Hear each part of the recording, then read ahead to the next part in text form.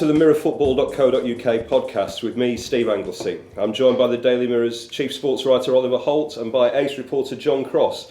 Both safely back from Doha and ready to talk about England versus Brazil over there and all the weekend ahead's football, as well as answering some of your questions.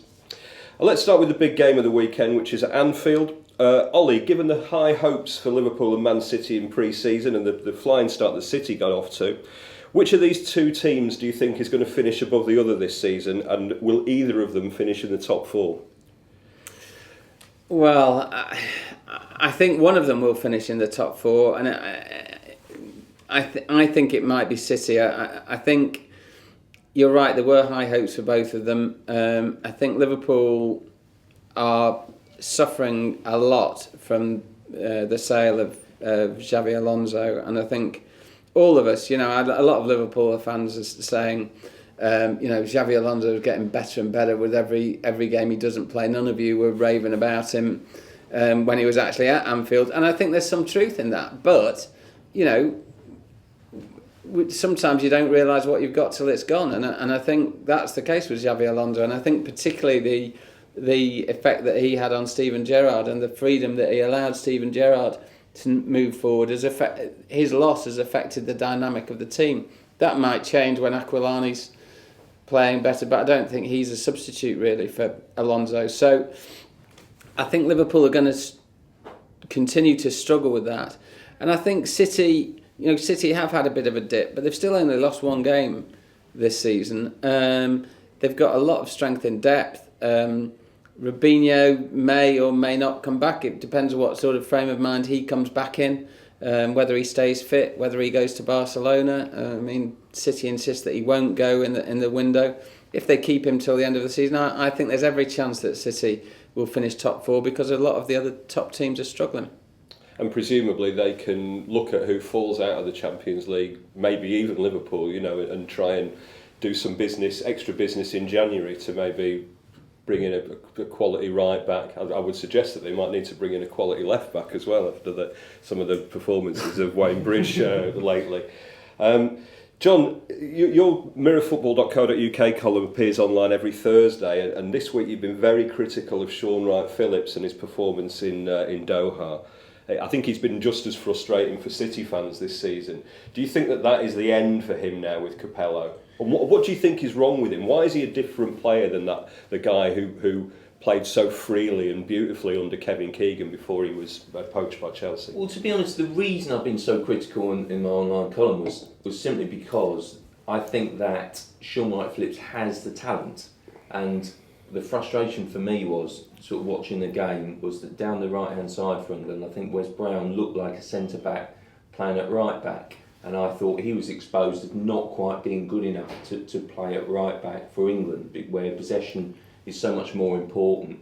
And I felt that he wasn't just quite up to the job. Whereas it's different with Shaun Wright-Phillips in that I think he unquestionably has talent, and it looked as if he, just seemed lackadaisical. He didn't seem to grasp the opportunity or the actual realisation that this was probably last chance saloon. For him and the World Cup with Lennon and Walcott both missing, it was an opportunity to try and stake his claim as sort of the sort of flying winger who needs to force his way into sort of Capello's squad. That's the frustration for me.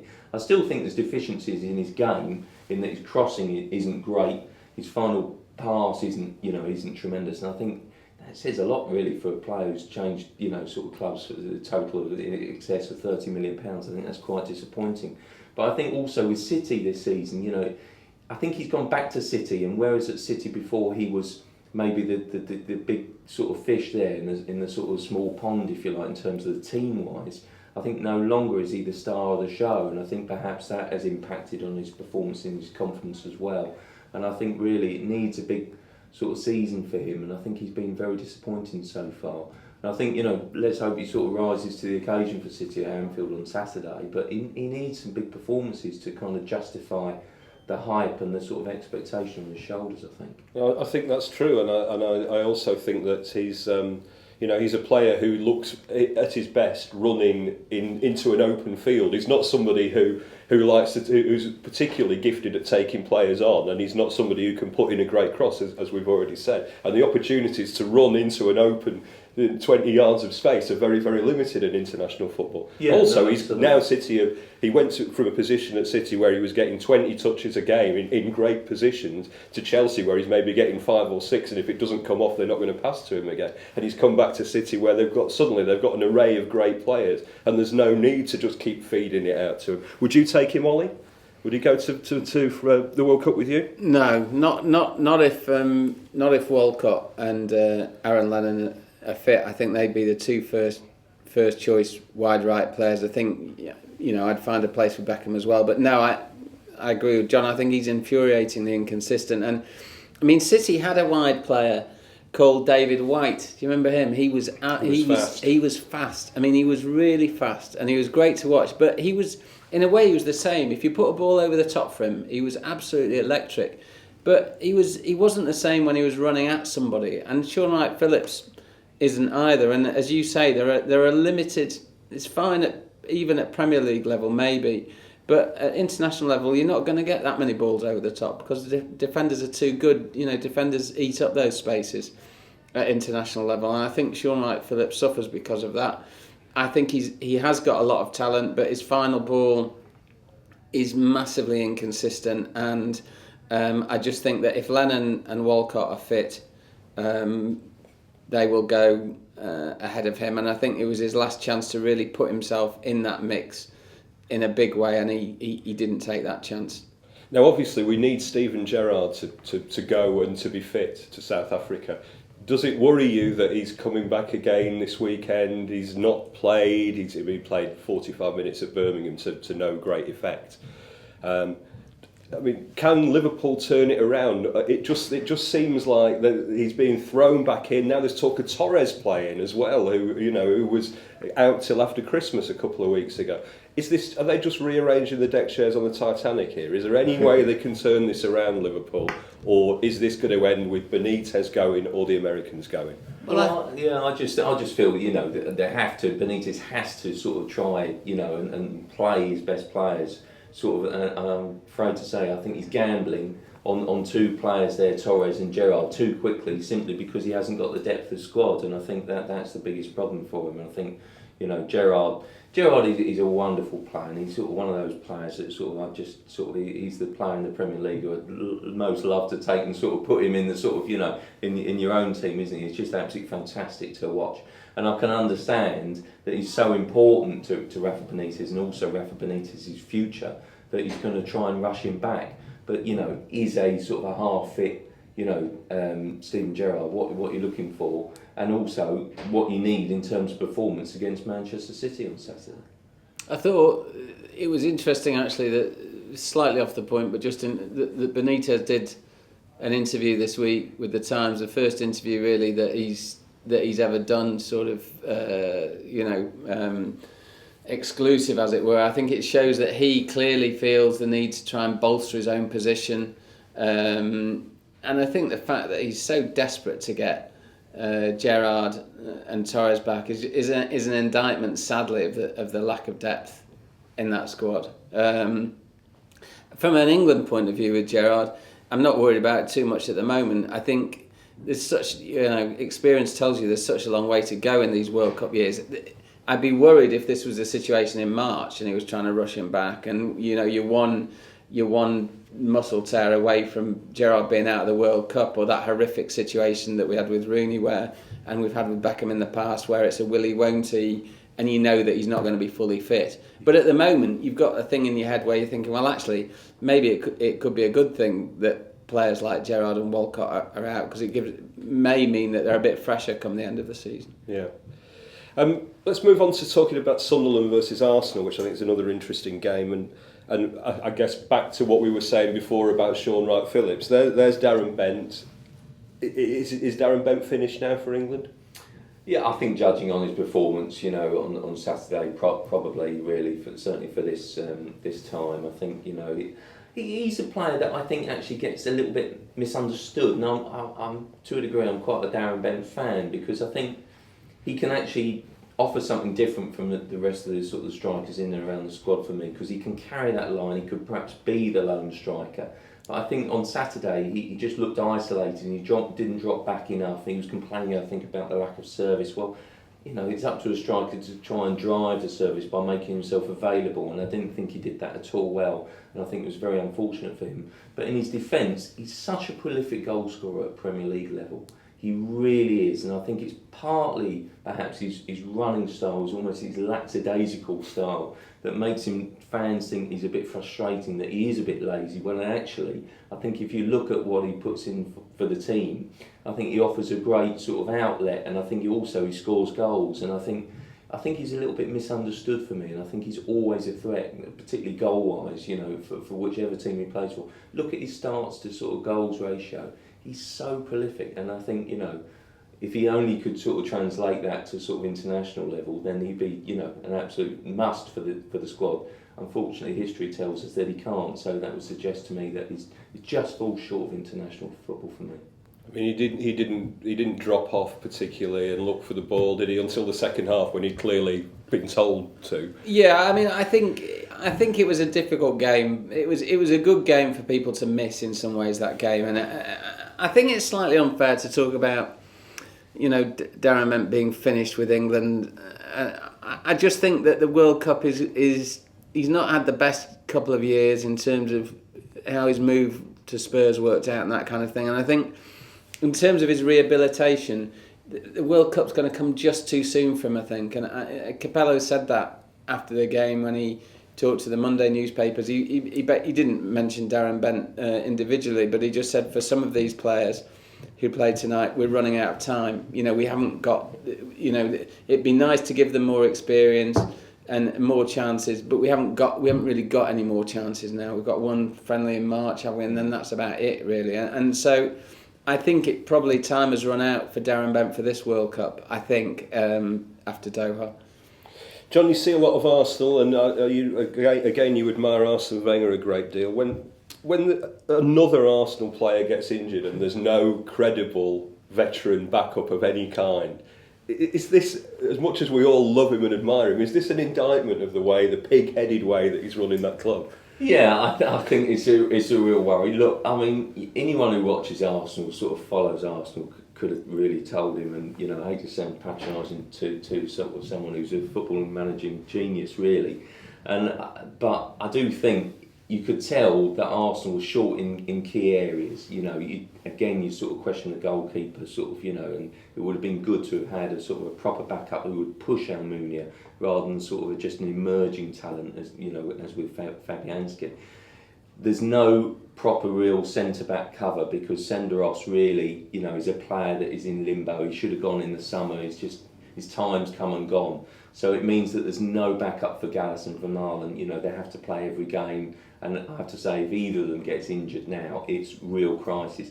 Now, we've seen Clichy out, and we've seen Gibbs this week sort of limp off for England. He actually thought he'd sort of done his metatarsal or broken his foot, I think, and so it's good for Arsenal, obviously, that he's going to be back in a couple of weeks rather than a couple of months. How far away is Walcott from coming back? Well, I think he'll be in the squad at Sunderland on Saturday. Because you mean, so because to me, Van Persie's injury, it's kind of like, I know this is slightly out of left field, but is an opportunity for Walcott to play central. I mean, you know, I think it's been talked about for a long time. I know that Wenger might play him there at some point, and I think he'd like to play there.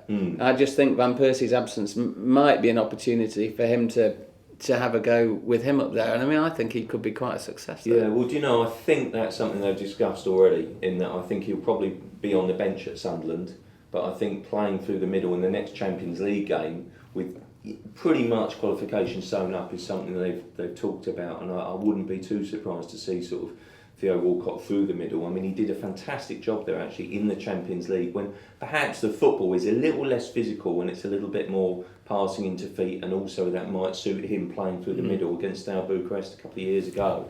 And I think that would be so, you know, it would be a great opportunity for him to sort of also cement his place. I think, you know, Arsene Wenger sees him long term as through the middle, and I think, you know, Arsenal certainly need those sort of players, because they went for Shamak in the summer, wouldn't pay the extra money, so they didn't have the sort of the backup. Eduardo is not sort of the leader of the line. He's a good striker, but again, fitness issues for him. And again, they've got a collection of midfielders, central midfielders, who sort of slightly haven't got again sort of backup for Alex Song. Sort of, I would suggest. Aaron Ramsey is still coming through, and he's done the holding role well.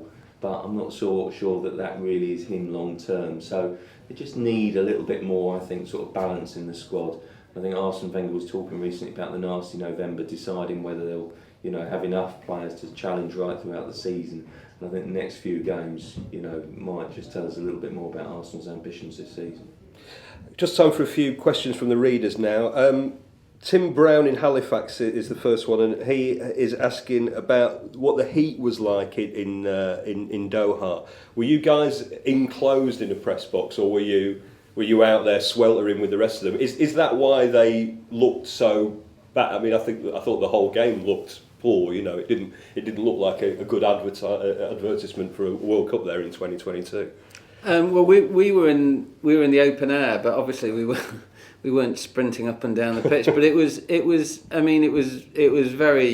warm. I mean, it was. I don't know what the temperature would be. Probably in the high 20s, I would have thought. So I mean, it was warm, but I think I've read various things about the 2022 World Cup bid from Qatar, and they're talking about maybe air conditioning stadiums, because obviously if they had it there, they'd be having it in the summer where it's even hotter. It's their sort of winter there now. But I'm sure it was a factor for our players, and it's something that we've traditionally struggled with, although is a one-off, and I don't think we'll have to worry about that in South Africa, because the temperatures are going to be okay by and large. I think that.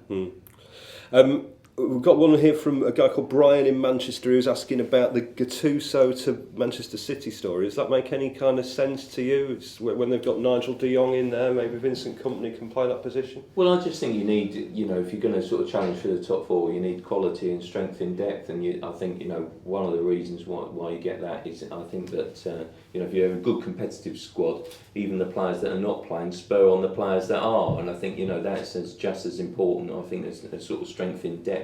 And I think City really, I would suggest though that the biggest area for them really is the centre halves and perhaps the fullback positions. I'm pretty sure that sort of Mark Hughes signed Silvino, for example, to try and push Wayne Bridges' performance on the level, and that hasn't quite happened in sort of recent times. But so in terms of competition for places, I think that's so important. But Lescott and Torre, they desperately need sort of good quality backup, so when things are not going well, they can be taken out the firing line as well. Well, I think where it also makes sense is that Hughes has talked a lot, as many managers do, about signing players with character, and I think Gattuso's a leader, isn't he? And he's a defensive midfielder of sorts, but I mean he's got a great attitude, and I think John's right. It's kind of it's about strength in depth, and it's about pushing people at the club and getting the right spirit at the club. And I think from that point of view, Gattuso would be a great addition. They don't need any more forwards, I don't think, but they do need more defenders and more defensive-minded players. And the last one is from George McAlpine in Middlesbrough, and he is asking a two-part question about Scotland. First of all, should there be any way back for Barry Ferguson, the infamous V flicker, and Alan McGregor, and B, who on earth should Scotland turn to now? Well, John can do the first part. I'll do the second part. I mean, I would like to see Mark McGee as a Scotland manager. I know that he's sort of been ambivalent about it when he's been asked about it and suggested that he's not interested. But I've always liked him. I think he's done a lot of good things in his career. He's been very successful since he moved back north of the border. I think he's done very well, and I just think he's the right kind of guy for the job. He's got the right kind of philosophy. He's an intelligent man. I think he'd be very good. I think actually just on that, who would fill the gap? I think Alan Brazil actually raised an interesting one with me this week, which was George Graham. Now I think he's probably not of a state of mind and health, perhaps, to do it sort of day to day, but I think he'd, excel at that sort of level. He'd certainly cut out the defensive mistakes that sort of Scotland showed at the weekend, which was just absolutely humiliating. So I'd just throw his hat into the ring. I think it'd be a great choice.